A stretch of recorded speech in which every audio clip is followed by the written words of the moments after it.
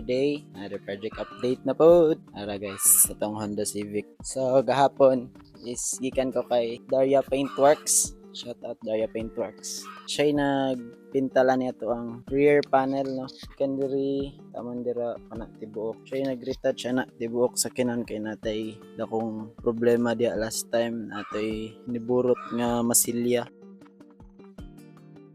So siya'y nag-retouch karon okay na siya, goods na. So nahugaw pa kayo siya kay gikan pa migbiyahe from Iligan to Liangan dito iyahang shop. So mo nang niadto ta dito kay sugba and then pintal at the same time. Runga na dia. Aluya.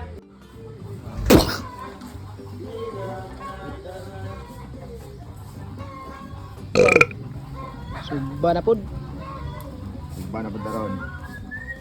talong dayon.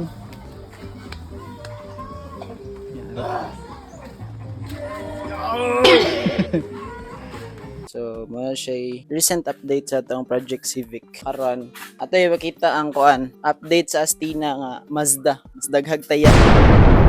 Ayan itong Astina karon guys. Trabahoan siya ni Papa. And then, akong ipakita ang mga taya. Guys, ay. Isa na taya. Pay mas worst ana. Tara.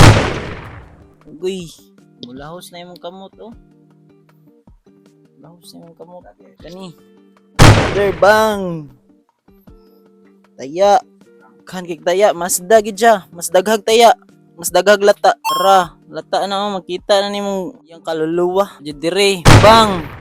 Gay. Sabi, dagan kayong lata. Dili na ako ipakita tanan. So, kamulo na mo siya gina-repair. Si Papa ang ga-repair sa mga salog. Nag-cut siya og mga plain sheet kay iyahang itapak sa mga nakating niyang lata. Mga ang plain sheet na gigamit ni Papa. Karon na siya yung mga natapakan diri. Then na siya finish nga kang nahuman na protection na siya. Diri last time, kung kita mo sa second episode ata, tong gipakita namang mga lata diri. Diri daghan jud kay og lata and karon na human na siya ni Papa, then iya na siyang gibutangan og rust protection. Yun na mo ang kuan driver side. And then sa karon kani mga lata kana tanan tuyok ko na gikan diri sa driver side, tuyok padulong sa likod, padulong sa trunk, balik na pud sa passenger side. So nga na ang process ni Papa sa iyang pagtapak sa mga lata diri sa sulod sa sakyanan. Karon na siya diha dapit na part kay buslot pud na siya, same na siya sitwasyon ani nga buslot pod. Ang recent nga gatrabaho ani kay ila lang gibutangan og murag sa ref ata ni siya nga sa ref na siya nga plain sheet pa no. Mo ilang gigamit oh. So tantangan naman ni Lisa naman ni mas better guro nga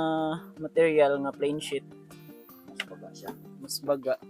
So karon si Papa na siya diha dapit na part, diha na siya dapit nagtapak og mga lata, gipang cutting niya pag humag cutting buhatan niya pattern gamit ng karton kana. And then pag nanay pattern iyang i-cut sa plain sheet ang pattern, then i-apply niya diha and then welding.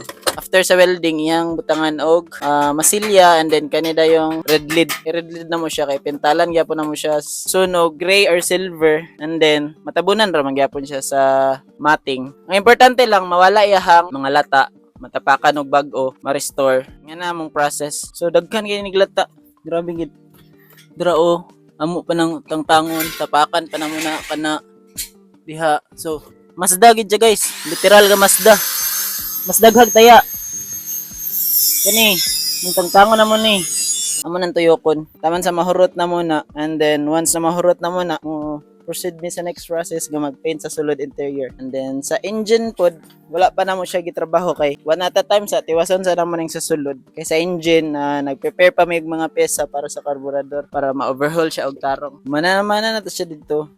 So karon na si Papa sa rear passenger. Mulog latero si Papa. Mga to. Siguro mga next week siguro or this week mapaandar na namon ni nga sakyanan. Carb ra man siya. I think dali ra siyang paandaron kay carb ra man siya. So need ra siya og electricity, gasolina. Kana lang dayon i-restore na mga vacuum lines na mga gipangkit-kit sa ilaga. So, karon tiwasan pa na ni Papa og kalingaw og masilya diha. So quick update ra na siya. So bye-bye lang mo para malingaw mo appeal sa amo ang project Tina. Let's go.